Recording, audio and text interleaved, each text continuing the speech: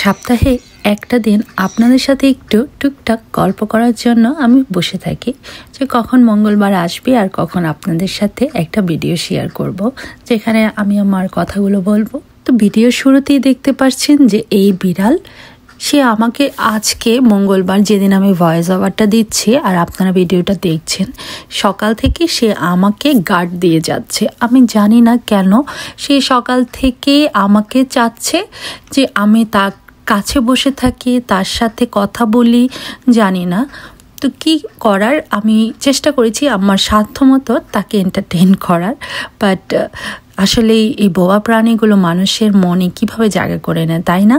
তো যাই হোক, তো আমার গার্ডেনে কতগুলো রসুন গাছ লাগানো হয়েছিল, যেটা লাগানোর কথা ছিল শীতের আগে আর আমি লাগিয়েছিলাম শীতের পরে।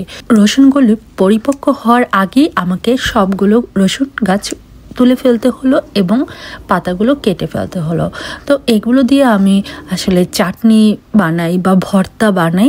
এই রসুন পাতাটা আমি ব্যবহার করি বা কাবাবে। এই রসুন পাতাগুলো আমি এখন ফ্রোজেন করে রেখে দিব, যখন প্রয়োজন পড়বে তখন প্রয়োজন অনুযায়ী বের করে নিব। আমার প্লামের ভিডিওটা তো অবশ্যই আপনারা অলরেডি দেখে ফেলেছেন। আমি অনেকগুলো প্লাম নিয়ে এসেছিলাম, সেটা দিয়ে চাটনি বানিয়েছি।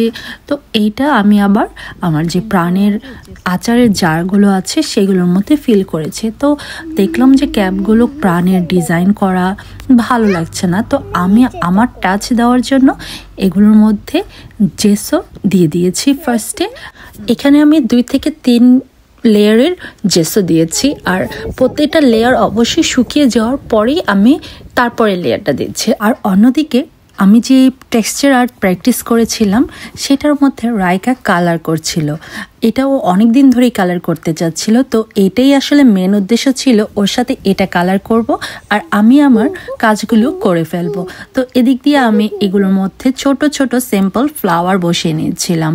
তো ফ্লাওয়ার আমি চাচ্ছিলাম অ্যাকচুয়ালি যে যত সিম্পল এবং ইজি করা যায়, কারণ আমি অ্যাকচুয়ালি এসব কাজ করতে পছন্দ করি বাট অনেক সময় দিতে পারি না।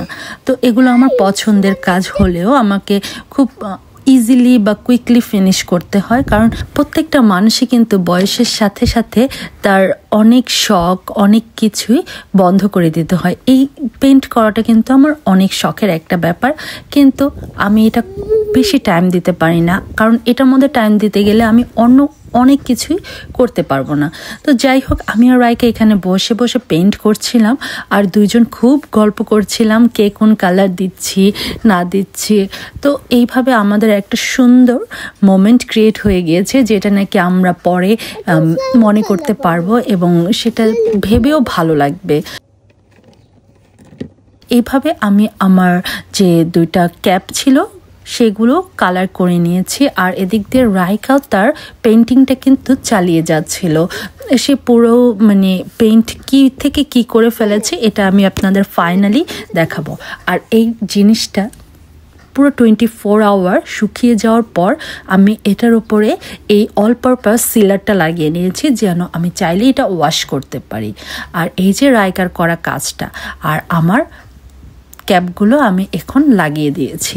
তো এই ছিল আমার আজকের ভিডিও। আশা করি আপনাদের আমার এই ভিডিওটি ভালো লেগেছে। ভালো লেগে থাকলে প্লিজ লাইক, কমেন্টস আর শেয়ার করতে ভুলবেন না। আল্লাহ হাফেজ সবাইকে।